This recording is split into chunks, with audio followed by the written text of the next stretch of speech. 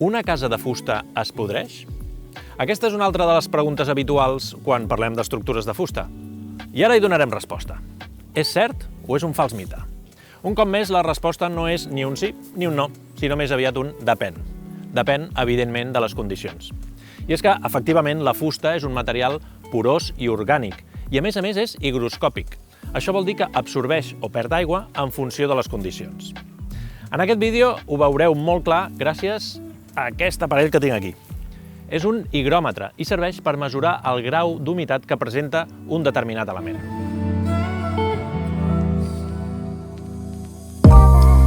Sí, la fusta es podreix si no està tractada i si la submergim en aigua. Al cap d'un temps, els fongs faran que perdi les seves propietats. Però, com que no crec que us deixin fer una casa dins de l'estany de Banyoles, no crec que això sigui un problema per la vostra casa de fusta.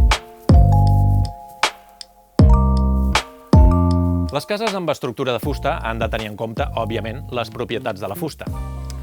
Per això, quan parlem de l'estructura interna, l'entramat, les entranyes de la casa, parlem generalment d'una fusta aïllada, estanca i protegida.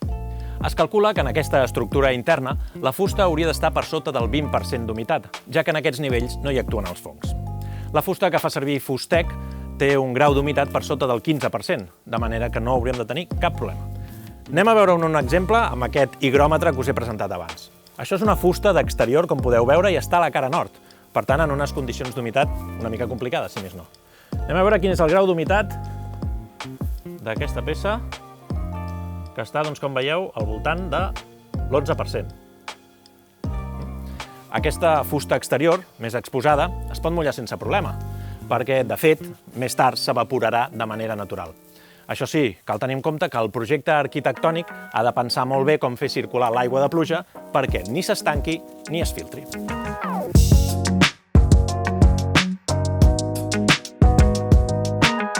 En un interior com aquest podem trobar molts més tipus de fusta, i tota ella tractada amb un procés especial de seccat, per tant, amb molta menys humitat. Anem a comprovar-ho. Anem a punxar aquí, per exemple, i ja ho veieu, un 6-7% d'humitat. A més, hi ha diferents tipus de fusta segons diferents usos: parets, tarimes, estructures internes. Es divideixen en 5 categories segons les seves característiques. El Codi Tècnic de l'Edificació, que és norma per qualsevol tipus de construcció, estableix quina categoria de fusta s'ha de fer servir segons l'ús. Vaja, que està tot molt ben endreçat. Hem de tenir present, però, que la fusta és un material viu i canviarà amb el pas del temps. També per efecte de la humitat. Canviarà el color i li veurem el pas dels anys. Però envellir no sempre és dolent. Fixeu-vos amb el vi, madura amb el temps. Al final tindrem una fusta gran reserva. De tota manera, si vols que la teva casa de fusta mantingui durant més temps el seu color original, tens l'opció de fer un manteniment, que ja en parlarem en un altre vídeo, o de fer servir fustes especials, com l'autoclau, o més resistents a la humitat, com l'Iroko o el cedre. En qualsevol cas, estigueu tranquils. Si la casa de fusta està ben feta i no està sota l'aigua, no es podrirà. A més, en interiors i amb una bona ventilació natural o mecànica, la fusta actua com un regulador natural de la humitat, evitant condensacions i augmentant el confort.